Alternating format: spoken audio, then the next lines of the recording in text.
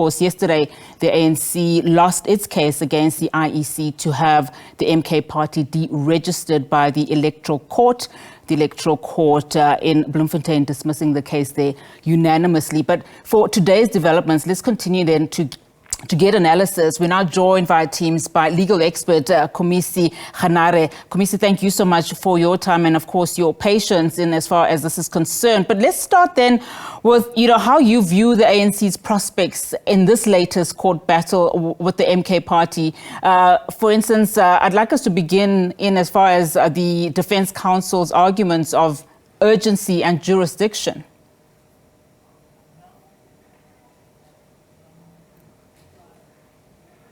Can you please unmute your microphone? Thank you.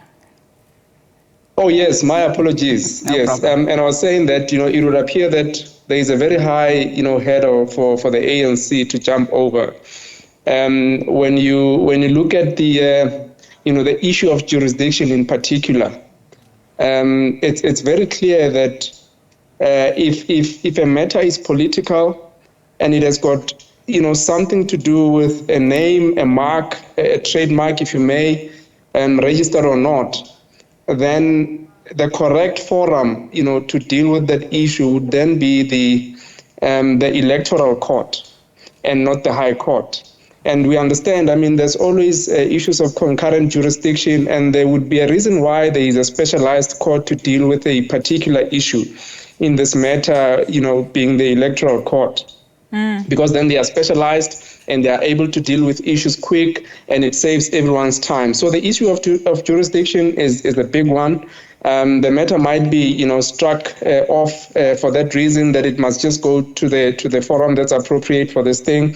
There's also an issue big also of locus standi. Who really has the right to come and have this fight with the MK party, if you may. Is it really the ANC, or is it, the Legacy Projects SA?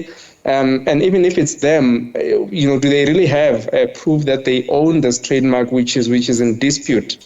It remains to be seen when judgment is handed down.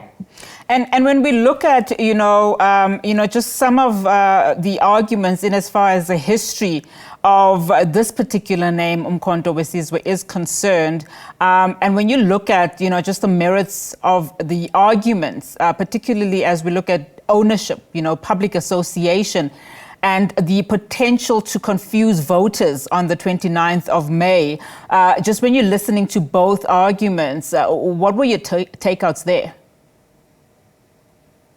Yes, and this is the beauty of trademark law, if you may.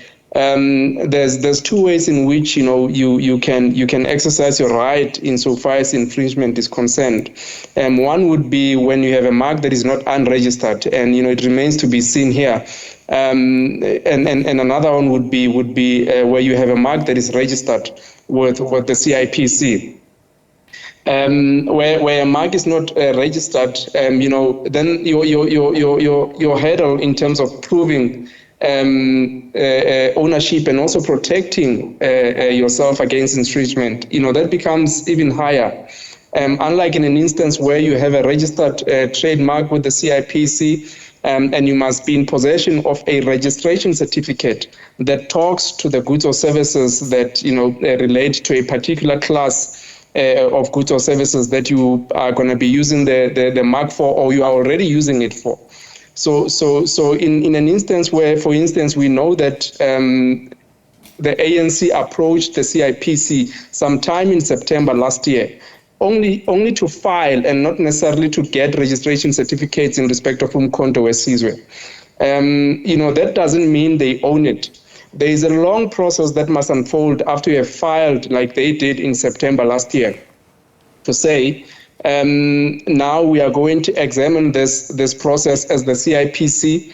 If there's any objections to this, that will come later. You still have to advertise your proposed mark so that people can then come and object if they need to.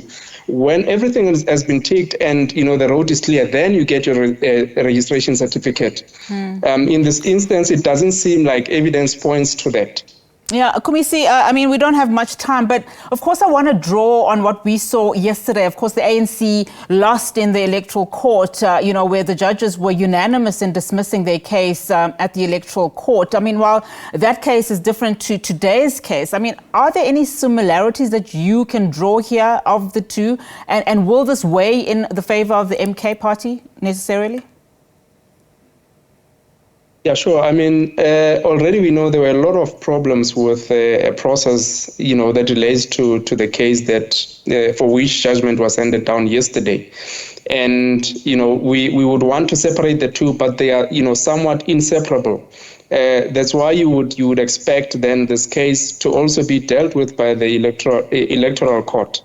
Insofar as the trademark infringement part of it is concerned, it doesn't look good for the ANC. But again, we will see what the judge says at the end of it. Khumisi, thank you so much for your time and your analysis this afternoon. Really do appreciate it. That is a legal expert there, Khumisi Kganare.